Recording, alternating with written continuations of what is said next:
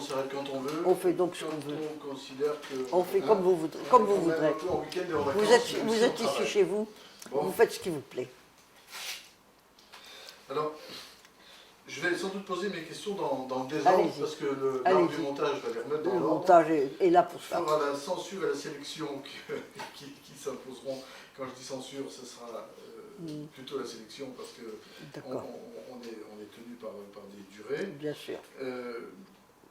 D'abord, peut-être sur...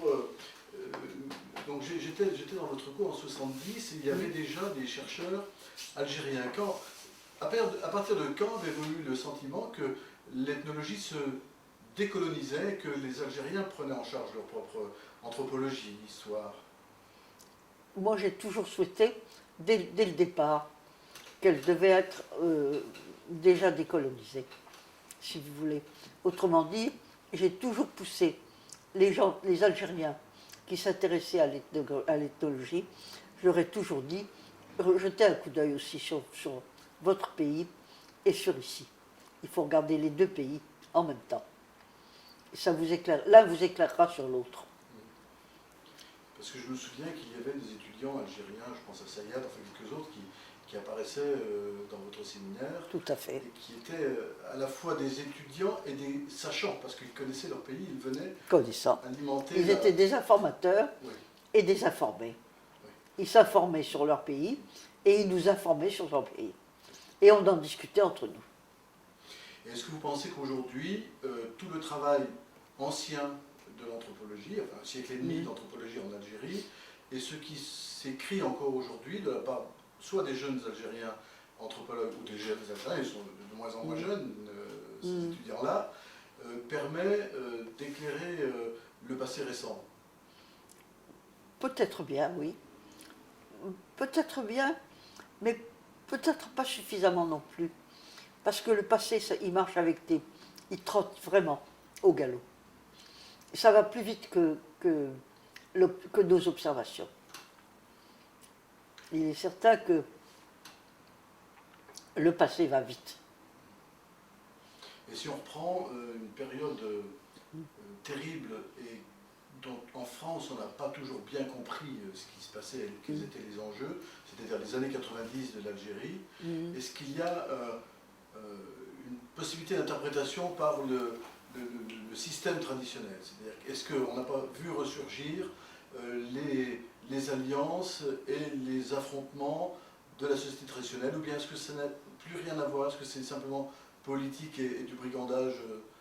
Moi, je crois que c'est politique et que ça n'a plus rien à voir avec les trucs traditionnels. Me semble-t-il. Il me semble que ça va plus vite que ce que nous connaissions. Oui. Il me semble que ça va trop vite. Donc, oui. Ces structures-là n'ont même pas pu servir de Non, tampon non. et de compensation. Non. Je ne crois pas. Il me semble que non. Mais je ne l'affirme pas. Oui, oui, Mais il me semble bien que non.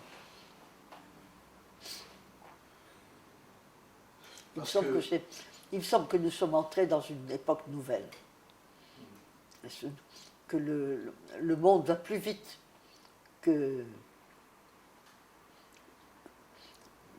court plus vite que les chevaux. Même ce système de rééquilibrage qui était les SOF ne fonctionne plus, en tout cas pas par rapport à cette actualité-là. Non plus. Pas par rapport à ces événements. Non, à mon avis, les événements vont plus vite que les traditions. Maintenant.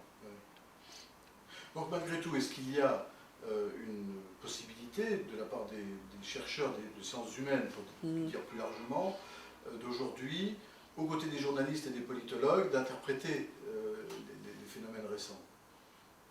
Est-ce qu'il y a un nouveau regard à porter dans ce sens? Je crois qu'il faut bien l'aiguiser, ce regard, et le réviser régulièrement. Il faut pas s'y tromper. L'Algérie, elle est aussi de plein pied avec le monde. À l'heure actuelle, la Terre tourne. La Terre et l'Algérie, elle n'est pas seulement en rapport avec les vieux softs du passé, elle est en rapport avec, la rotondité de la Terre et le fait que la Terre tourne sur elle-même. Mais au fond, dans les années de l'après-indépendance, celle de ma période d'étudiant, quand vous participez à cette formation de futurs anthropologues de l'Algérie, qu'ils soient algériens ou français, qu'est-ce que vous attendez d'eux, au fond, de leur passage en Algérie? Finalement, les anthropologues d'Algérie vont, là encore, au Sahara, là où c'est peut-être plus simple de comprendre. Ce que je conseillais à l'époque, c'était tout de même de connaître les systèmes de parenté et de connaître l'Algérie telle qu'elle était. Mais en se disant bien que l'Algérie telle qu'elle était, elle était quelque chose qui change et qui va changer. Et que l'Algérie, elle est d'une part accrochée à la Méditerranée, très solidement, mais la Méditerranée est accrochée au monde. Et le monde tourne. Et il ne faut pas du tout s'imaginer que parce qu'on connaît bien la Méditerranée, on connaît aussi la Terre. Et la Terre, c'est la Terre. Et elle tourne. Et elle ne tourne pas toute seule, elle tourne autour du Soleil. Oui.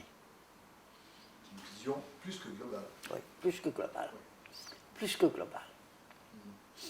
Donc on est loin de la période où l'anthropologue, seul sur son terrain, se débrouillait en sachant tout. Absolument. Il faut qu'il fasse appel il faut se rendre compte toutes les sciences. Que toutes les sciences, nous sommes tributaires de toutes les sciences.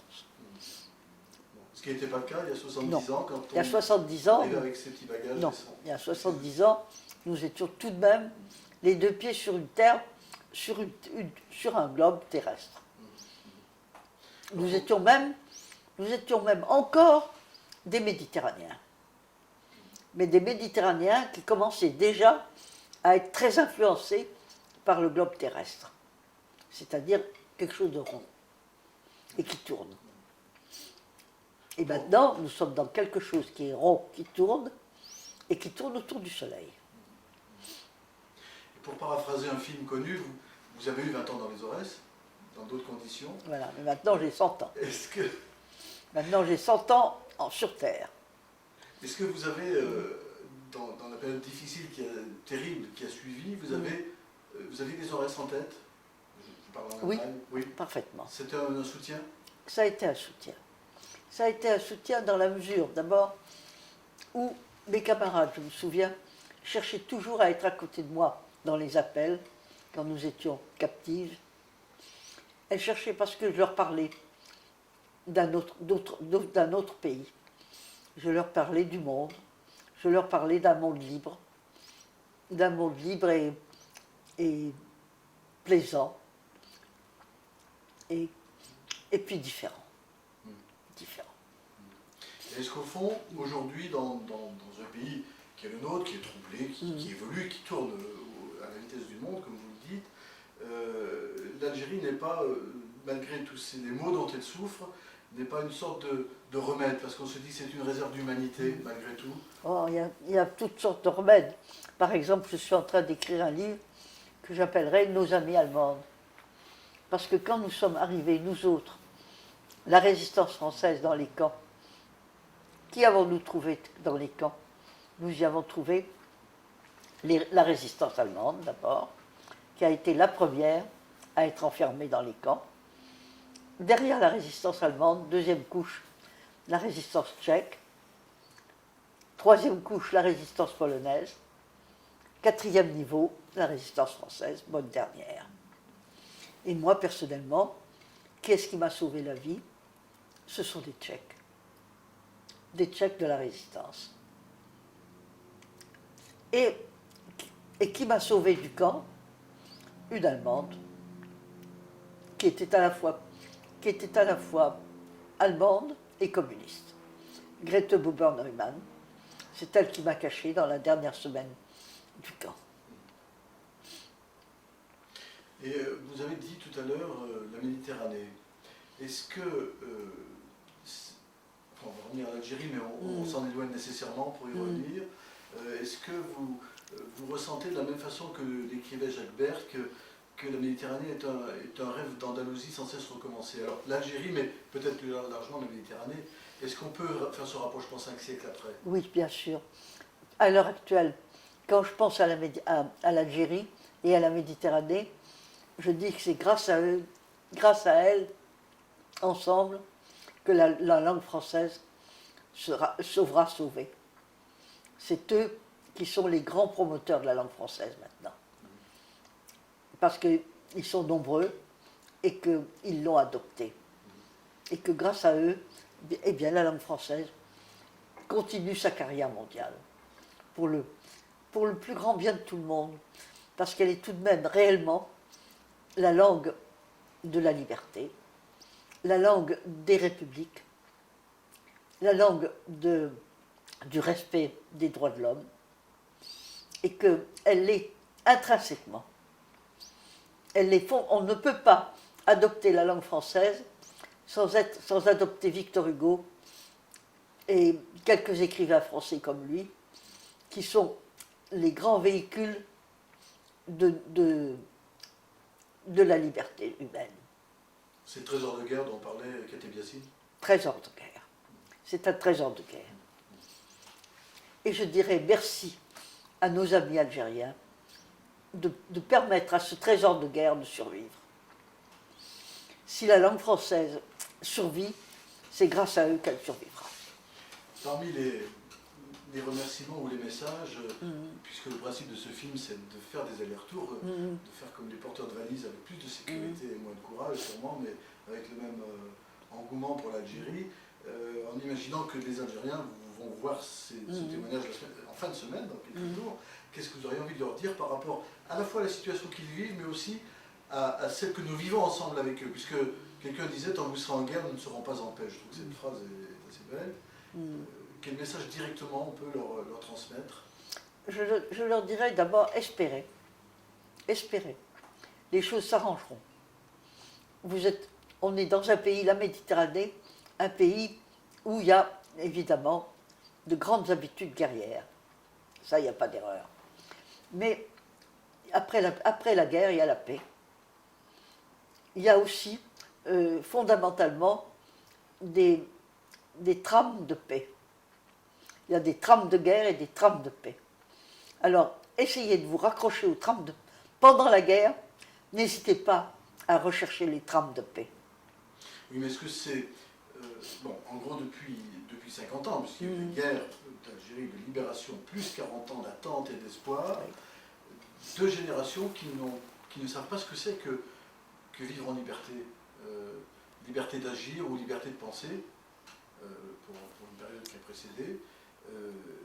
Est-ce que vous pensez que des gens qui ont 20 ans, 25 ans, qui sont vraiment à la dérive, peuvent imaginer ce que c'est que le bonheur si on n'a pas connu? Bien entendu. Vous avez, de même que nous pouvons dire que c'est vous qui allez sauver la langue française, je dirais que c'est la langue française qui va vous sauver. N'oubliez pas que les grands auteurs français, ils sont toujours là. Des hommes comme Victor Hugo, justement. Lisez-les. Lisez-les. Lisez tous nos grands auteurs du 19e et du 20e siècle qui ont été vos champions et qui ont été aussi les champions de la conscience, les champions de l'indépendance, les champions de la République, les champions de la liberté de l'homme et les champions de l'égalité de l'homme. N'oubliez pas que notre devise, ça n'est pas la liberté, mais c'est la liberté, l'égalité et la fraternité. Pas d'égalité sans fraternité. Pas de fraternité sans liberté. C'est de trois devises. Il ne faut pas l'oublier, que c'est tout de même notre pays qui a mis ces trois mots sur la devise de leur. À Vaux-en-Velin, la mairie a ajouté solidarité sur le mur de la fraternité, c'est encore plus beau. Oui, mais... Solidarité, c'est bien, Voilà. mais fraternité, c'est la même chose. Quoi de mieux que de partager en frères? Et nous sommes, c'est pas l'égalité, nous sommes liberté, égalité, fraternité. Voilà la devise française. Et elle est valable pour la fraternité avec l'Algérie. Moi, j'ai toujours considéré les Algériens qui sont en France comme des Français. Ce sont des Français. Ils sont ici chez eux. On peut être berbère français, Tout à fait. arabe français, ce ne sont Tout pas à des fait. nationalités, ce sont Tout à fait. des cultures, et français. Ce qui dérange beaucoup tout le monde. Tout quand à on fait. dit. Ça ne nous dérange pas du tout. Ah, pas nous, mais Pas nous, nous quelques pas du autres. tout. En tout cas, pas moi. C'est bien Pas moi. C'est bien d'aimer le dire, Oui. de le répéter. Et on ne le dit jamais assez. Ouais.